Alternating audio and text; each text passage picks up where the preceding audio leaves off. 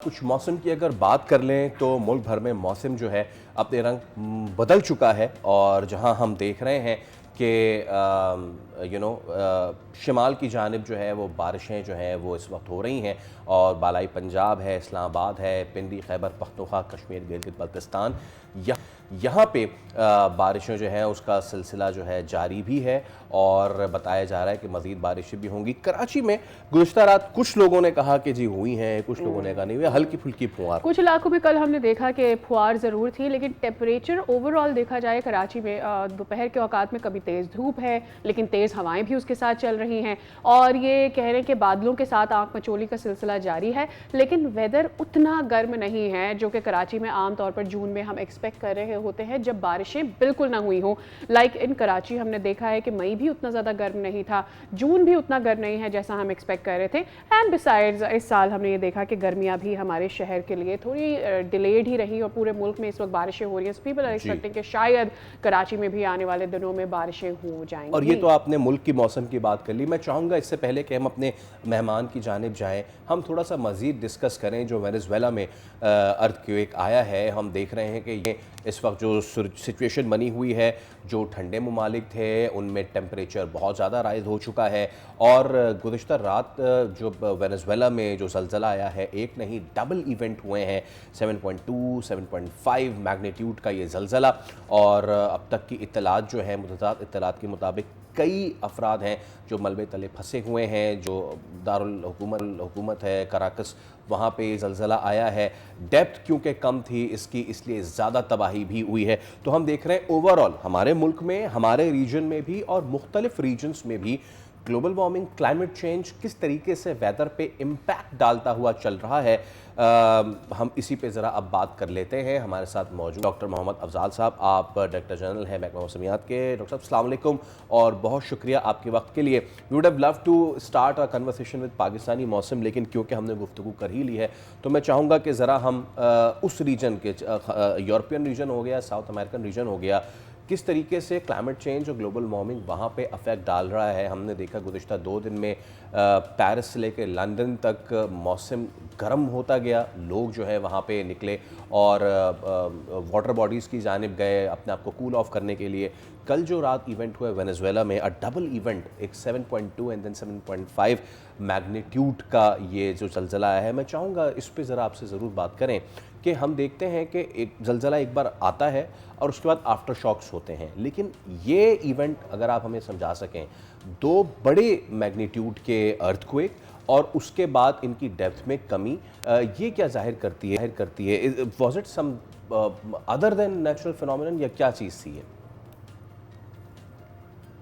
अस्सलाम वालेकुम, बहुत शुक्रिया आपने इनवाइट किया। ये वाकई एक बहुत अफसोसनाक वाकया हुआ है कल रात, और उसमें काफ़ी डेथ्स का भी खदशा जाहिर किया जा रहा है। तो ये एक नेचुरल फिनोमेना है और इसमें टेक्टोनिक प्लेट की मूवमेंट से जो जहाँ सबडक्शन जोन होता है, तो वहाँ पे जब 2 प्लेटें आपस में टकरा रही होती हैं तो उससे एनर्जी रिलीज होती है जिससे अर्थक्वेक जनरेट होता है। आमतौर पे ऐसे अर्थक्वेक जो 10 किलोमीटर या 12 किलोमीटर, इसको हम शैलो डेप्थ कहते हैं। तो इस शैलो डेप्थ पे जो अर्थक्वेक होते हैं और प्लस जो मैग्नीट्यूड है 7.5 और 7.1, तो इससे शेकिंग बहुत ज़्यादा होती है और इससे बहुत ज़्यादा इमारतें गिरने का खतरा होता है। अब ये जो 2 अर्थक्वेक आए हैं इनको कंप्लीट अर्थक्वेक ही कहा जाएगा, लेकिन जो दूसरा अर्थक्वेक आया उसका मैग्नीट्यूड पहले से कम था।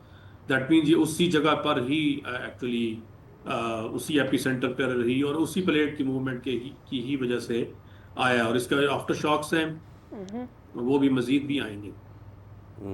राइट ये आमतौर पर लोगों को ऐसा लगता है क्योंकि अभी हम सब ये जानते हैं कि ये जो अमरीकी आइलैंड की सराउंडिंग्स में जो मुल्क हैं वहाँ भी, फिर हम जापान में भी देखते हैं, फिलीपींस में भी हम देखते हैं, इस तरह के जब हमें ज़लज़ले नज़र आते हैं तो लोग उसको और ज़्यादा ख़तरनाक इसलिए भी कहते हैं क्योंकि ये तो समंदरी मुल्क है। फिर वहाँ पर हम देखते हैं कि सुनामी का भी खदशा ज़्यादा पैदा हो जाता है। तो ये ज़रा समझाइएगा कि क्या ख़ास करके सुनामी में ये जो क्लाइमेट चेंज है, क्या इसका कोई अफेक्ट होता है? और लोगों को ऐसा लगता है कि शायद ज़लज़ले से क्लाइमेट चेंज का कुछ लेना देना है, बट क्या ये अर्थ बैलेंस मुतासिर कर सकता है या प्रोवोक कर सकता है टेक्टोनिक प्लेट्स को कि मजीद जलजले आए? नहीं, जल्जलों का क्लाइमेट चेंज से कोई ताल्लुक नहीं है, क्लाइमेटिक फिनोमेना नहीं है ये। ओके। और जो सुनामी है that is directly related to the earthquakes. Right. जब अर्थक्वेक जो बेड ऑफ द सी है उसकी तह में भी आतिशफशां और टेक्टोनिक प्लेट जी। मूवमेंट हो रही होती है। तो वहां पे जब कोई जल्जला आता है उसकी और अगर वो अपलिफ्ट हो उसमें, यानी उसके बेड की अपलिफ्ट हो, तो उससे सुनामी जनरेट होने का खतरा सबसे ज्यादा होता है। उससे ये होता है कि जो एपी सेंटर होता है वहां पे उसको अपलिफ्ट मिलता है जब जमीन को, और फिर उसके ठीक ऊपर है। पानी भी अपलिफ्ट होता है, तो वो एक पूरी वेव जनरेट करता है जो कि फिर आगे ट्रेवल करती हुई सुनामी की शक्ल अख्तियार कर लेती है। ओके, बिल्कुल। और ये जो आपने जितने भी कंट्रीज गिनवाए हैं, ये एक्चुअली ये सारे बहरुल काहिल के इर्द गिर्द मौजूद हैं, उनके साहिलों पे मौजूद हैं। जी। और इस पूरे बहरुल काहिल जो है उसके साहिलों पे जो कंट्रीज मौजूद हैं उनको रिंग ऑफ फायर कहा जाता है। इस रिंग ऑफ फायर के ऊपर जो जो कंट्रीज हैं वहाँ पे they are earthquake prone countries, और वहाँ पे जल्जलाओं की फ्रीक्वेंसी बहुत ज़्यादा होती है। ठीक है। अब ये आपने अच्छा किया कि हमें ये क्लेरिफाई किया। अच्छा सर, अब ज़रा हम अगेन कमिंग बिफोर के हम पाकिस्तान की मौसम की बात करें, मैं चाहूँगा यूरोप में जो तगय्युरात आते जा रहे हैं, हमारे यहाँ तो it's more of the rains and floods, लेकिन वहाँ पे गर्मी जो है, टेम्परेचर राइज होता जा रहा है इतना ज़्यादा कि लोगों से बर्दाश्त नहीं हो रहा है। ये इसको आप किसको एट्रीब्यूट करेंगे? ये भी is it something other than climate change, या ये प्योरली क्लाइमेट चेंज है? और कितने अरसे बाद ऐसा हुआ है कि इन ममालिक ने इस तरह के टेम्परेचर्स देखे हैं? जी बिल्कुल, this is definitely can be attributed to the global warming and climate change. और ये बड़ी अनयूजुअल टेम्परेचर राइज हुआ है वहाँ पे जून के महीने में। इससे पहले भी एपिसोड्स हो सकते हैं, हो चुके हैं, लाइक 2010 में भी इसी तरह से एक वेव आई थी, heat wave kind of thing Europe के लिए। अब यूरोप में जो टेम्परेचर अब 25 से या 30 से क्रॉस करते हैं तो they are this is heat wave for them. या तो ये definitely that can be attributed to climate change. और जो पैटर्न चेंज हो रहे हैं with the passage of time, जैसे जैसे ग्लोबल वार्मिंग इंक्रीज करती जा रही है, क्लाइमेट के पैटर्न चेंज होते जा रहे हैं। और जहाँ पे पहले गर्मियाँ थी वहाँ पे आप देखेंगे कि सर्दियों के मौसम में हो सकता है शदीद सर्दी पड़ रही हो, और कहीं पे जहाँ पे जो सर्द इलाके हैं, जैसे कि आप यूरोप की मिसाल दे रहे हैं, जी। तो वहाँ पे हम इतनी शदीद गर्मी महसूस करें। राइट। और ये कि इस साल को जो कहा जा रहा है कि सुपर एल नीनो है, इसका अफेक्ट क्या ये यूरोप में जो हमें अफेक्ट नज़र आ रहा है ये वो है, या पाकिस्तान में जो हमें अफेक्ट नज़र आ रहा है ये वही है जिसकी हम बात कर रहे थे? वे वी सेड के पैसिफिक ओशन में ओवर 2 डिग्रीज बढ़ेगा। और क्या ये एल नीनो जो है ये इसके अफेक्ट हमें अगले साल भी नज़र आएंगे, या ये एक सुपर एल नीनो है और अगले साल हमें इस तरह की हीट वेव्स नहीं दिखेंगी जैसे अभी दिख रही है हमें पूरी दुनिया में? वेरी गुड क्वेश्चन, आपने सही जाने इशारा किया। अभी तो हम क्लाइमेट चेंज की बात कर रहे थे ना। अब क्लाइमेट चेंज जो होती है दैट इज उसका जो टाइम विंडो है वो बहुत बड़ी होती है, मोर देन 30 ईयर 60 ईयर। और ये जो आप फिनोमेना एल नीनियो की बात कर रही हैं, दिस एल नीनियो जो है ये आप कपल ऑफ ईयर्स के लिए होता है, फिर ये रिवर्स साइड पे चला जाता है, फिर यानी बाय एनल ऑसिलेशंस होती हैं ये पैसिफिक ओशन में। तो ये जो है phenomenon, ये that is also directly related to the heat waves। Okay. और इसको हम अगर आप कहें कि अगले साल इसके क्या इम्पैक्ट होंगे, तो अगले साल आप कह लें कि ये सर्दियों में शुरू सर्दियों में ये पीक पकड़ेगा और उसके बाद ये डाई आउट होना शुरू हो जाएगा। तो हम ये एक्सपेक्ट कर सकते हैं कि शायद सर्दियों में बारिशें कम हो, और इसी तरह वार्मिंग जो है वो हमारे खित्ते में और यूरोप में वार्मिंग ज़्यादा रहे।